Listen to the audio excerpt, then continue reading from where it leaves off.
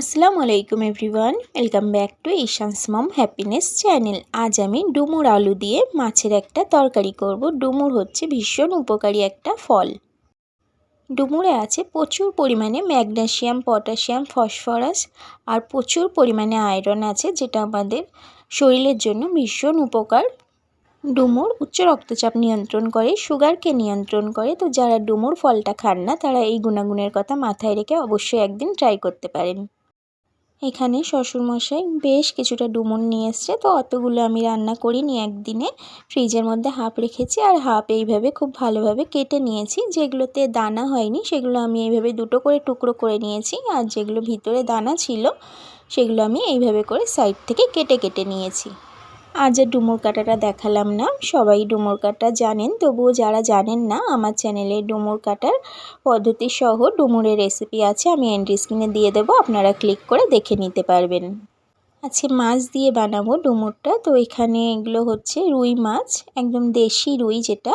তো আমি লবণ আর হলুদ খুব ভালোভাবে মাখিয়ে নিয়ে মাছগুলোকে একটু ভেজে নেব হালকা করে।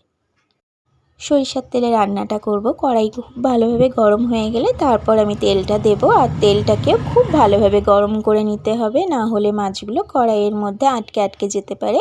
আর তেলটাকে আর কড়াইটাকে খুব ভালোভাবে গরম করে নিলে মাছটা আর আটকে যাবে না কড়াইয়ের মধ্যে। তো এইভাবে আমি লবণ আর হলুদ মাখানো মাছগুলোকে দিয়ে দিলাম। আর ডুমুরের গুণাগুণ একটা ভিডিওর মধ্যে বলে শেষ হবে না, প্রচুর গুণাগুণ আছে এই ডুমুর ফলের মধ্যে।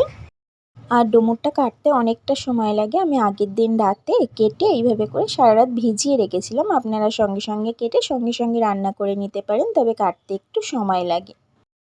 আর এটা কেটে সারা রাত এইভাবে রাখলে কিচ্ছু হয় না। সকালবেলা আমি পানিটা ফেলেছি, পানিটা ফেলে 3 থেকে 4 বার ধুয়ে নিয়েছি। আর বেশ কিছুটা আলু কেটে নিয়েছি আর পেঁয়াজ কেটে নিয়েছি, দেখিয়ে দিলাম। এদিকে একবার আমার মাছগুলো ভাজা হয়ে গেছে, এগুলোকে উঠিয়ে নিয়ে বাদবাকি মাছগুলোকে আমি একইভাবে ভেজে নেব। ডুমুর কিন্তু আমাদের স্কিন আর চুলের জন্য ভীষণ ভালো, আমাদের স্কিনকে ভীষণভাবে উজ্জ্বল রাখে এই ডুমুর।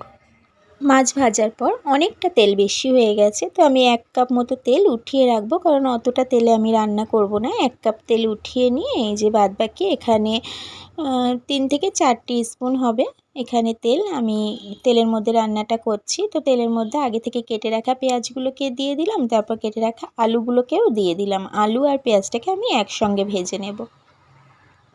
যতক্ষণে আলু আর পেঁয়াজটা ভাজা হচ্ছে, এখানে আমি একটু আদা নিয়েছি আর গোটা জিরা নিয়েছি। খুব ভালোভাবে ধুয়ে আমি একটু পেস্ট বানিয়ে নেব। তো আমি শিলপাটার মধ্যে ওটাকে বেটে নিয়েছিলাম। শিলপাটার মধ্যে মশলা বাটলে আমার তরকারিটা খেতে খুব ভালো লাগে, তবে সবসময় শিলপাটার মধ্যে বাটা হয় না, সেদিন একটু বেটেছিলাম। তারপর কেটে ধুয়ে রাখা ডুমুরগুলো আমি দিয়ে দিলাম। একদমই বেশি মশলা আমি এখানে ইউজ করব না। তো ডুমুর, আলু, পেঁয়াজ এগুলোকে আমি 2 থেকে 3 মিনিট সময় নিয়ে ভেজে নেব। এখানে আমি 1/3 টিস্পুন লবণ দিয়ে দিলাম, 1/3 টিস্পুন হলুদ গুঁড়ো দিলাম, আর যে জিরা আর আদাটা বেটে রেখেছিলাম সেটাকে দিয়ে দিলাম। আর মশলাটা যে পাত্রের মধ্যে রেখেছিলাম সেটা ধুয়েও একটু পানি দিয়ে দিলাম। এরপর 2 থেকে 3 মিনিট আমি খুব ভালোভাবে কষিয়ে নেব। আর সাইডের ওভেনে একটু গরম পানি দিয়েছি, রান্নাতে আমি গরম পানি ইউজ করব। আর ডুমুরটা সিদ্ধ হতে একটু টাইম লাগে। আপনারা চাইলে ডুমুরটাকে প্রেসার কুকারেও সিদ্ধ করে নিতে পারেন, বাট আমি আজকে একবারে কড়াইয়ের মধ্যেই রান্না করে নিচ্ছি। এরপর আমি ঝোলের পানিটা অ্যাড করে দিলাম। তো এখানে আমি বেশ কিছুটা পানি দিয়েছি, কারণ এটা একটু ঝোল রাখবো আমি, আর ডুমুরটা সিদ্ধ হতেও বেশ টাইম লাগবে। তো এটা আমি ঢাকা দিয়ে মিডিয়াম ফ্লেমে 10 থেকে 15 মিনিট রান্না করে নেব। 10-12 মিনিট পর ঢাকাটা ওপেন করে আর একটু নাড়াচাড়া করে দিচ্ছি। এটা আর একটু হবে, আর মাছগুলোও দিতে হবে। এখানে কিছুটা কাঁচা পাকা লঙ্কা দিয়ে দিলাম, এতে করে টেস্টটা খুব ভালো হবে। আর হালকা করে যে মাছগুলোকে ভেজে রেখেছিলাম সেই মাছগুলোকেও দিয়ে দিলাম। খুব ভালোভাবে মিশিয়ে নিয়ে ঢাকা দিয়ে মিডিয়াম ফ্লেমে আমি আবারও 5 থেকে 7 মিনিট এটাকে রান্না করে নেব। এতে ডুমুরগুলো খুব ভালোভাবে সিদ্ধ হয়ে যাবে আর মাছটাও নরম হয়ে যাবে, ঝোলের মাছটা।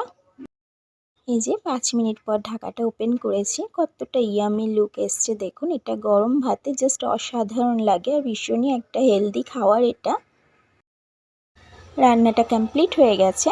আমি এরপর গ্যাসের ফ্লেমটা অফ করে দেব। গ্যাসের ফ্লেম অফ করে দিয়ে একটু 10 মিনিট মতো রেস্টে রাখবো ঢাকা দিয়ে, তারপর আমি সার্ভ করে দেখাচ্ছি। আপনাদের কাছে আজকের রেসিপি কেমন লাগলো অবশ্যই একটা কমেন্টের মাধ্যমে জানাতে পারেন। রেসিপি ভালো লাগলে বন্ধু বা পরিবারের মধ্যে শেয়ার করতে পারেন। এরকম ধরনের আরও রেসিপি দেখার জন্য আমার চ্যানেলটাকে সাবস্ক্রাইব করে রেখে পাশে থাকা বেল আইকনটা প্রেস করে রাখতে পারেন। এতে করে যখনই নতুন ভিডিও আপলোড করব আপনার কাছে সাথে সাথে নোটিফিকেশান পৌঁছে যাবে। যারা অলরেডি কাজটা করে রেখেছেন তাদেরকে থ্যাংক ইউ সো মাচ। একটা সার্ভিং বোলের মধ্যে আমি সার্ভ করে নিয়েছি। আর ডুমুরটা আমার ভীষণই ভালো লাগে, মানে আমি ভালোবেসেই খাই ডুমুরটা। তো আপনাদের কাছে ডুমুর কেমন লাগে অবশ্যই একটা কমেন্টে জানাতে পারেন।